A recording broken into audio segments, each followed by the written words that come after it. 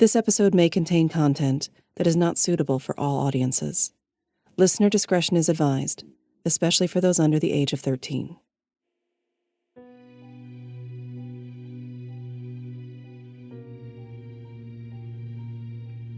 Welcome to Into the Night. I'm Nari, your guide on today's excursion down a twisted path. Be careful not to get lost. Be it dark or light, it's easy to lose your way. Are you ready? Then let's begin.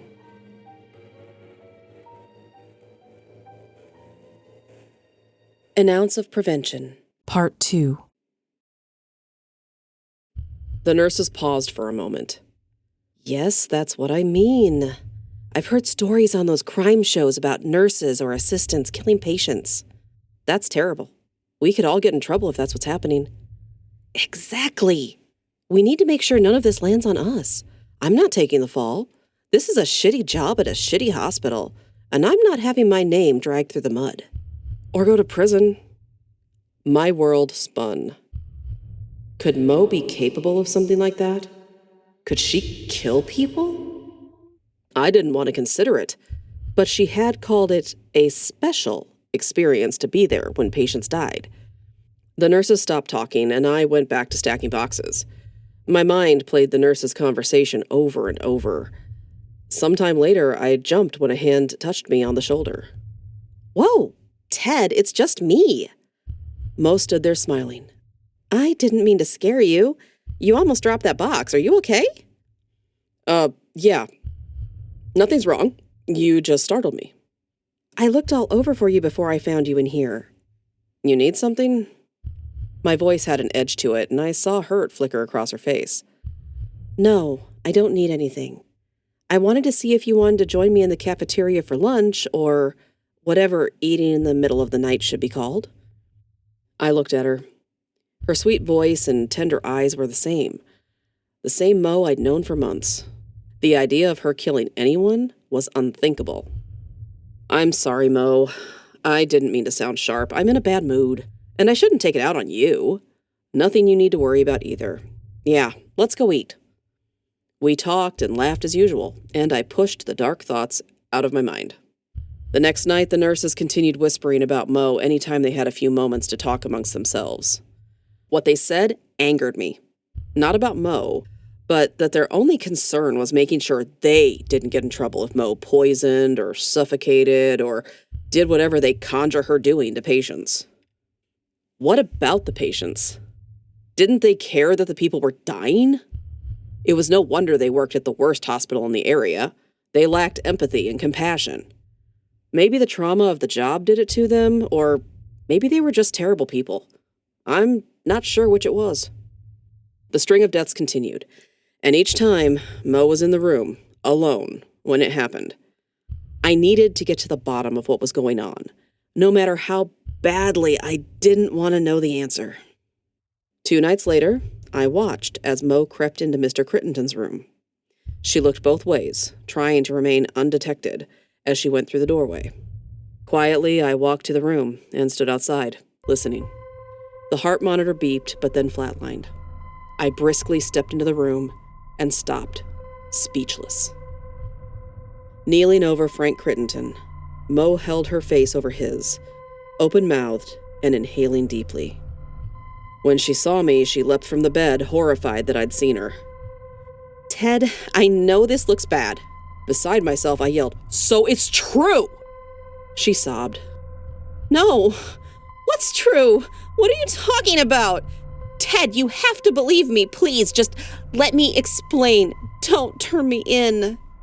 The doctor and nurses ran into the room and tried to resuscitate Mr. Crittenden. The nurses glared at Mo, who pressed herself against the wall. Against my better judgment, I left the room with Mo. We took the elevator down to the first floor and walked out into the night. We strode down the sidewalk to a quiet spot near the courtyard. Maureen, you'd better have some good answers. It sure as hell looked like you killed him. Are you killing our patients? She shrunk back from me. Furious, I sneered at her and waited for her response. Ted, I swear, I haven't killed anyone. You have to believe me. She wiped tears off her cheek. I want to believe you, But it doesn't look good. The nurses think you're killing the patients, and after what I just saw, I tend to believe them. I'm going to tell you something, and I think it will explain a lot. It's going to sound crazy, but it's the truth. I sat staring at her, waiting for her to explain herself. There is a reason why I'm with the patients when they die. It's not because I kill them. It's because they help give me life. What? Hear me out. I sighed, and I rubbed my hands across my face, trying to make sense of the situation. Okay. I'm old, Ted. Don't lie to me. You're younger than I am. You're what, 23? She looked past me as if she recalled memories that she needed to repeat correctly when she told me the details. Finally, she spoke. No, Ted. I'm thousands of years old. It's my curse. None of what you're saying makes any sense, Mo. If that's even your real name. She reached for my hand. I am Mo. That's the truth. And I am as old as I said I am. Let's say you are. What does that have to do with the patients? When I was the age you see me as, a witch cursed me. I was young and I did something stupid, and she thought I had to pay. What did you do? I'd meet her husband by the well, and he fell in love with me. You said she cursed you. What's this curse?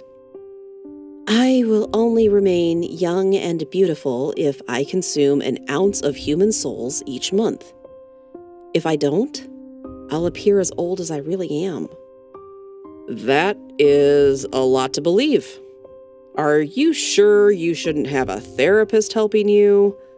As your friend, I think you should seek help. I'm not crazy, Ted. Don't you see? Remember when you wanted to date me? I nodded.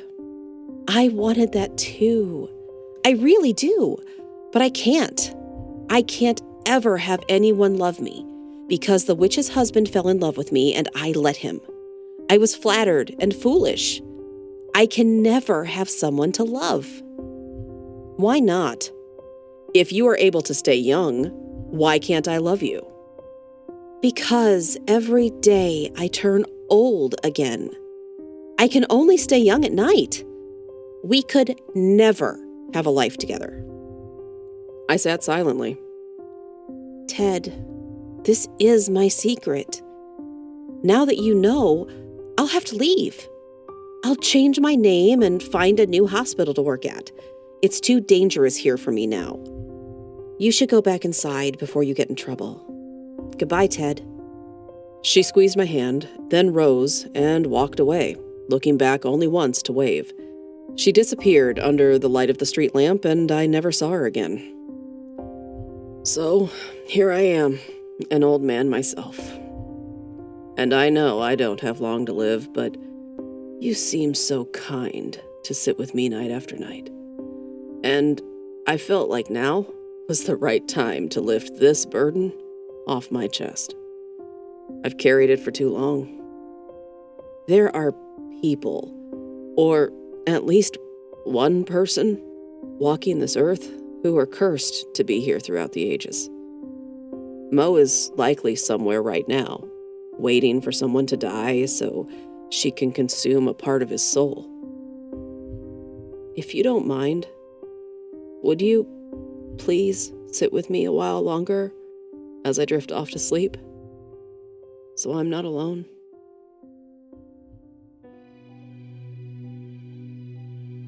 Thank you for joining me for this episode of the Into the Night Anthology podcast. Written by Caroline Giamanco, narrated by Nari. Theme music by Nico Rodriguez. All other original music, sound design, and editing by Omen Hawk Studios. You can find our links in the show notes. Into the Night is on your favorite podcatcher, so make sure to like, subscribe, and leave a 5-star review to help other excursionists to join us. I'll see you next time. And remember, whether in the shadows or in the daylight, all twisted paths lead you into the night. Into the Night Anthology is a Creative Typo Entertainment production.